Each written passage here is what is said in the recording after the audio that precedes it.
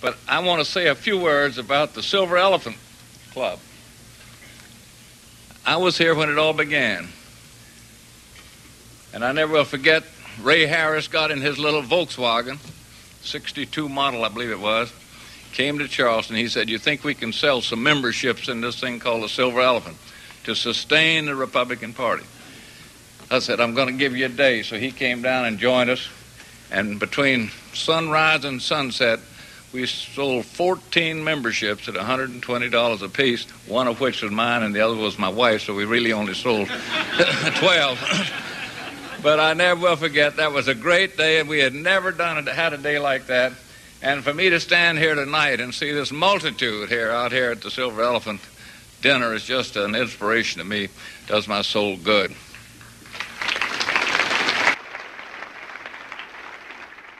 James Burrows Edwards was born June 24, 1927 in Hawthorne, Florida. His parents were teachers. At the age of 11, his family moved to Mount Pleasant, South Carolina. Edwards would go on to graduate from the College of Charleston and serve in the U.S. Maritime Service and the U.S. Navy. Jim married Ann Darlington in 1951 and received his Doctor of Dental Medicine in 1955, and then returned home to Charleston to practice dental surgery. He served as the chairman of the Charleston County Republican Party and as a delegate to the 1964 National Convention. I'd read the paper in the mornings and read the headlines and, throw the paper on the floor and say, why doesn't somebody do something? And finally one day, when I did that, I stopped and started thinking, why should I expect somebody else to do something when I haven't done anything myself? In 1972, Edwards won a seat in the state Senate and became one of only 3 Republicans in the body. 2 years later, he challenged a national war hero for governor in the state's first ever Republican primary. Jim Edwards running for governor. I want to ask you to vote for me. We didn't have that many voters. We had, I forgot how many thousand voters in the primary, 40,000 voters. And that was the first Republican primary ever. And I had been working in the vineyard. I knew all the Republicans, and they knew me. And they were upset at Westmoreland's.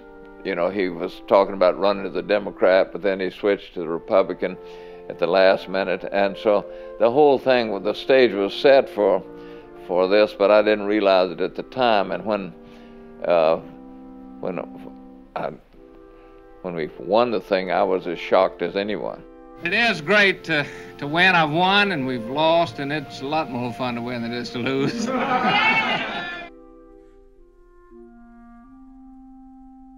Edwards won by 3 points to become the first Republican governor in 100 years. With complete humility that I come before you today as the 86th governor of a proud South Carolina.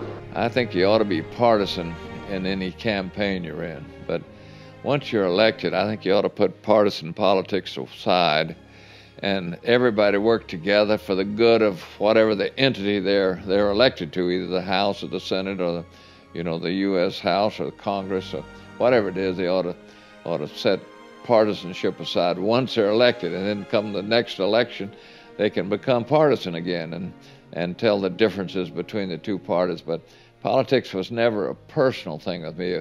It was always a philosophical thing, and I hope I never allowed it to become personal. With few Republicans in the legislature, and as the first Republican governor since Reconstruction, Governor Edwards had to work across the aisle to achieve conservative reforms. Governor of the state of South Carolina, His Excellency James B. Edwards. Americans, and especially South Carolinians, are inherently a compassionate and generous people. The people demand that the burdens as well as the benefits of government shall be distributed with fairness, justness, and impartiality. I submit to you in 1976 that this is the business before us. We must give the people the benefits they need, the accountability they demand, and the responsive government they deserve. And with the help of Almighty God, we shall together be successful. Thank you. Governor Edwards signed a legislation to finance public schools, to require malpractice insurance for doctors, and to curb welfare fraud. He also established a research center to develop ideas for furthering energy production in the state, including nuclear power.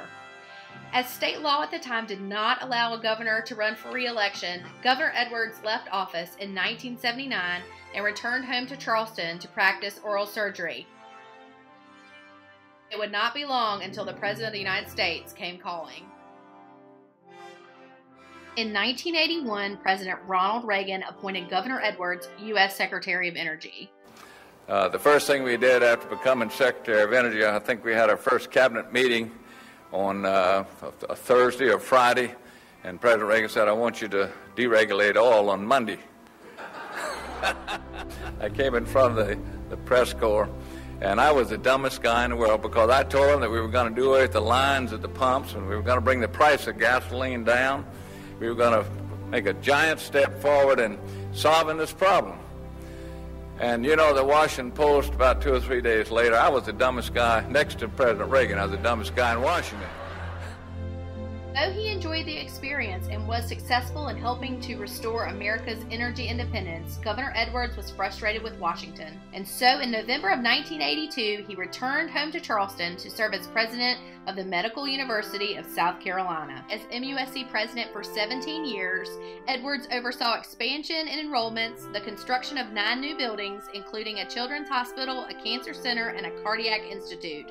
While at MUSC, the school became one of America's leading medical universities. In 1999, he retired from public life and was inducted into the South Carolina Hall of Fame. Jim Edwards has many legacies, but one of his most lasting is his impact on Republican politics in our state.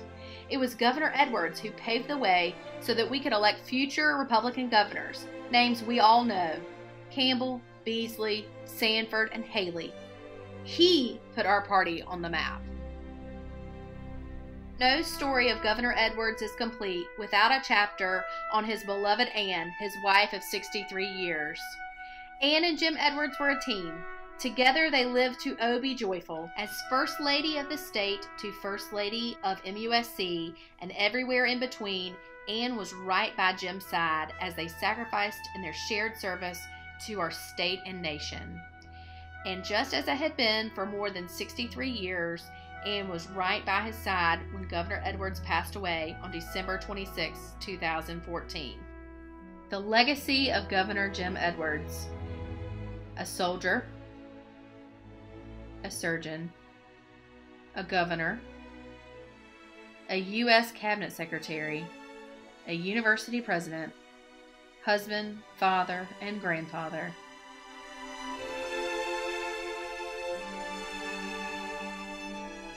A statesman.